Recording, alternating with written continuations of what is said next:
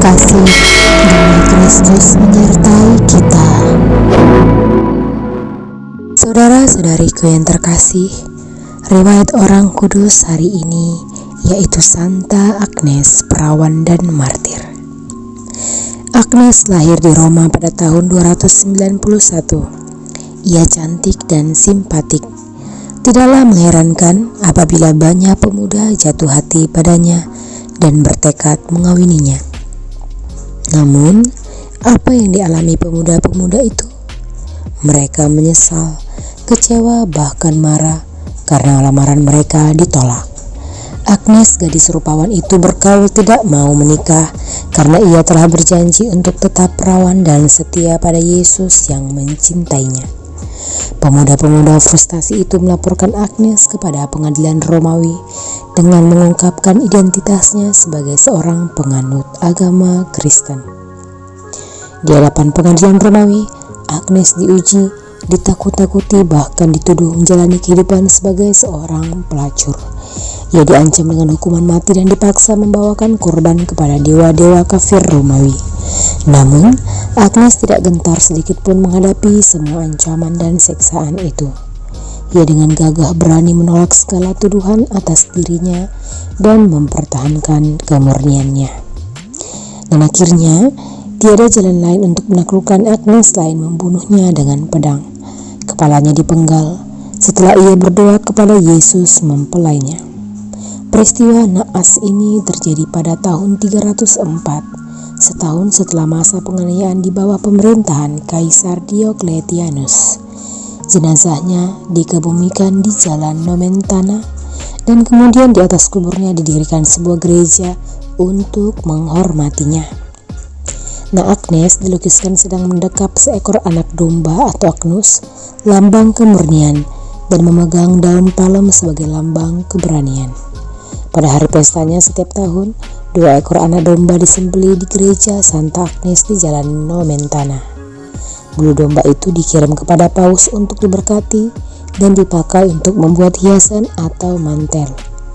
Hiasan dan mantel itu kemudian dikembalikan kepada uskup agung dari gereja itu untuk dipakai sebagai simbol kekuasaannya. Demikianlah riwayat orang kudus Santa Agnes. Semoga Tuhan memberkati. Amin. Kristus mempersembahkan diri sekali untuk selama-lamanya. Pembacaan dari surat kepada orang Ibrani. Saudara-saudara, Yesus sanggup juga menyelamatkan dengan sempurna semua orang yang demi Dia datang kepada Allah, sebab Ia hidup lestari untuk menjadi pengantara mereka. Imam agung seperti inilah yang kita perlukan, yakni saleh, tanpa salah, tanpa noda, yang telah dipisahkan dari orang-orang berdosa dan ditinggikan mengatasi segala langit, yang tidak seperti imam-imam besar lain yang setiap hari harus mempersembahkan korban untuk dosanya sendiri, dan sesudah itu barulah untuk dosa umatnya. Hal itu telah dilakukan Yesus satu kali untuk selama-lamanya, yakni ketika Ia mempersembahkan dirinya sendiri sebagai kurban. Hukum Taurat menetapkan orang-orang yang tidak sempurna menjadi imam agung. Tetapi sesudah hukum Taurat itu diucapkanlah sumpah yang menetapkan putra yang sudah sempurna sampai selama-lamanya menjadi imam agung. Inti segala yang kita bicarakan ini ialah kita mempunyai imam agung yang seperti itu. Ia duduk di sebelah kanan tahta yang maha besar di surga dan melayani ibadah di tempat kudus, yaitu di dalam kemah sejati yang didirikan oleh Tuhan dan bukan buatan manusia. Setiap imam agung ditetapkan untuk mempersembahkan kurban atau persembahan kepada Allah. Oleh karena itu, Yesus harus mempunyai sesuatu untuk dipersembahkan.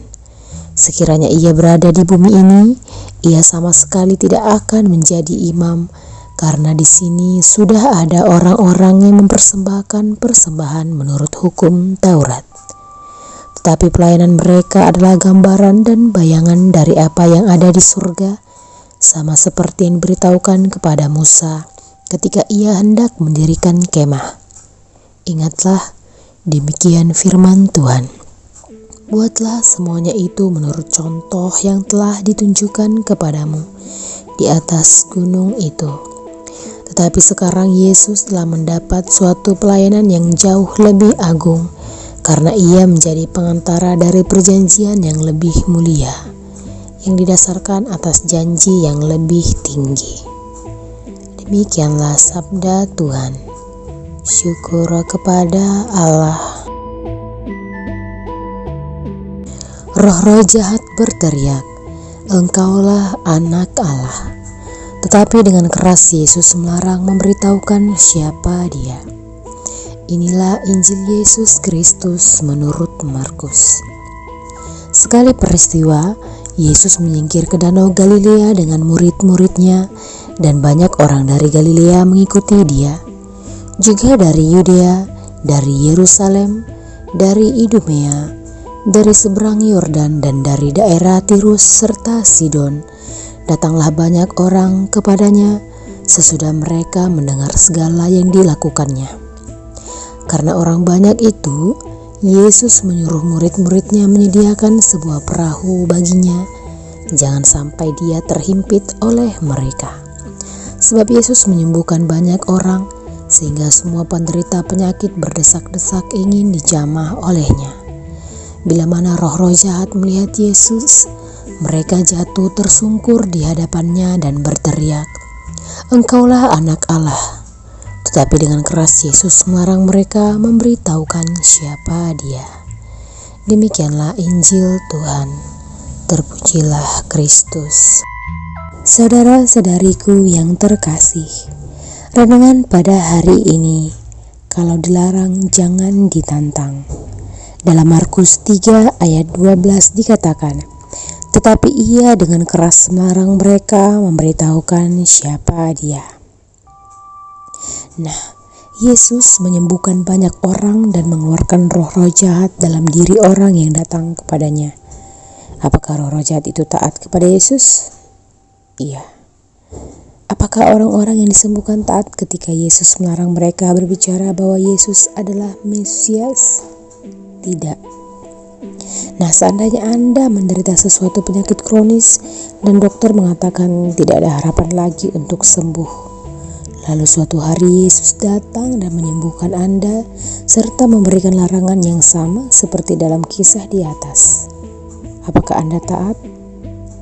Pasti tidak. Anda mungkin akan menulis dengan huruf kapital di medsos Anda, "Yesus telah menyembuhkan saya." Terpujilah Tuhan. Anda memiliki sejuta alasan untuk melakukan hal ini. Bukankah ini pewartaan? Bukankah akan lebih banyak orang percaya kepada Yesus? Tapi masalahnya, apakah Anda taat kepada Yesus? Nah, kata taat dalam bahasa Yunani, hupokoe, berarti penundukan atau kepatuhan.